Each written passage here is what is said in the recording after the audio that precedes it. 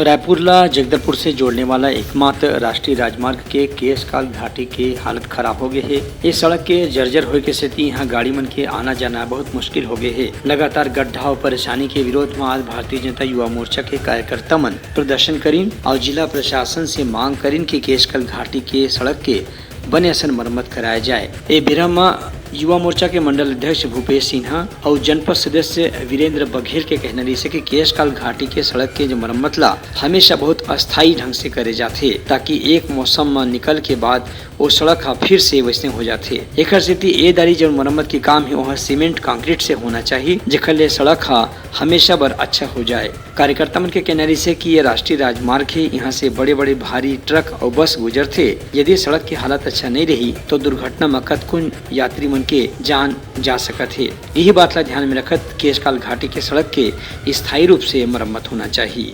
Bureau report उत्तलंघा news.